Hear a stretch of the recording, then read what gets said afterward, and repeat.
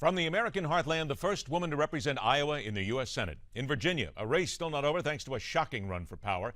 And in North Carolina, all that money couldn't save the incumbent. Just a few states that helped to tell the tale of the red flood that is the 2014 midterms. Welcome to MidPoint, veteran Republican strategist, former special assistant to President George W. Bush, and deputy assistant to Vice President Dick Cheney. Let's dig into some strategy now with Ron Christie. Ron, thanks so much for being here. Absolutely. Glad to be with you. Ron, can we start out by saying one of the big keys to this midterm election is that, in deference to the last time it came around, Republicans in many ways learned to stop shooting themselves in the foot, or maybe even in the mouth, if you will, by saying some really dumb things and get their act together? I think that's true, and I also think that Republicans were very smart in this cycle. If you look in Colorado, if you look in Iowa, if you look at... Ron? I think we've lost Ron. All right, let's go ahead and get Ron back here in a minute. We'll talk about some of the things that happened last night and also some of the reaction that is coming around here. The electoral map, according to Barack Obama, something else that we need to talk about, was simply stacked against him. Apparently, according to the New York Times in an article that came out yesterday, the president is left fighting for his own relevance at this point. And now people are wondering what he believes is the reason why the Democrats lost so badly on election night. One of those being the fact that things were stacked against him, and the president is apparently privately telling people close to him that he does not feel repudiated one bit. Ron Christie's back with us now. We have repudiated the fact that someone broke in and probably cut the line. Who knows? Might have been some sort of conspiracy somewhere. So, Ron, go ahead and continue your answer then on the Republicans actually finally getting the strategy right. Well, I think the strategy right. Part one was, of course, getting the right candidate to go out and to have crossover appeal, to be able to appeal to independents, to be able to grow the base with people of color and younger folks. And if you look at all the races the Republicans won last night, the only race with this so-called war on women that the Democrats waged in the cycle and lost, rather precipitously, the only one where there was a significant gender gap was Scott Brown against Jeanne Shaheen in New Hampshire. So what I think this demonstrates is that Republicans, rather than being against everything, said that if you give us the opportunity, the trust, and the ability, frankly, to govern, we are going to put the brakes on what this administration has been doing for the last 6 years. And I think it is a sharp repudiation and a rebuke of President Obama and the way that Harry Reid and the Democrats have been acting in the United States Senate.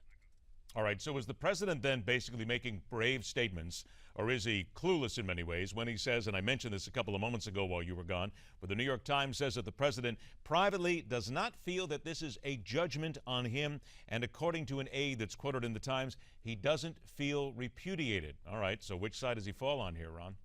Well, I think he falls on the delusional side. I mean, if you look at the number of seats that he lost, the 63 seats that he lost in the previous midterm election, which gave the Republicans the control of the House, now you have at least 7 pickup opportunities that the Republicans got last night.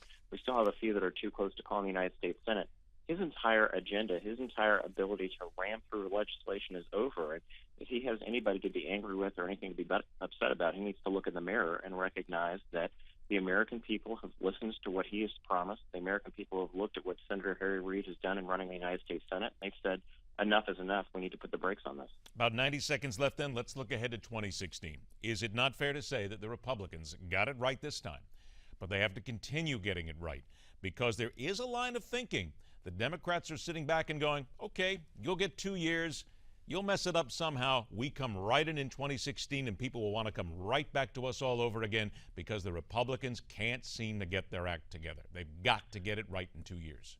Well, that's a danger that the Republicans would be wise not to go down that road. If you look at the map this year, it was very favorable for Republicans. In 2016, the United States Senate will be very favorable for Democrats.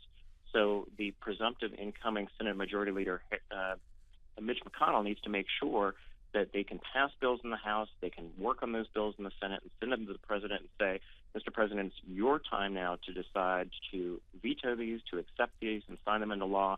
But if you don't, it will be very clear to the American people who the true obstructionists are. And if the Republicans don't follow this message and they just continue to point fingers at the president, I think they'll be back on the outside of the gates looking in the minority once again. And here we go. Just go ahead and begin the next 2 years to 2016. Ron, thanks so much for joining us. We'll do it again real soon and talk a little deeper.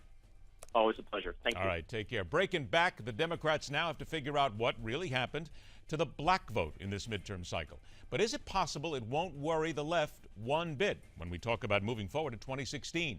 And at 51 minutes after the hour, how those carrying water for the left brought the fear to these midterms and how it completely backfired. That's in Telling It Like It Is. Much more coming up right here on MidPoint, where we question everything.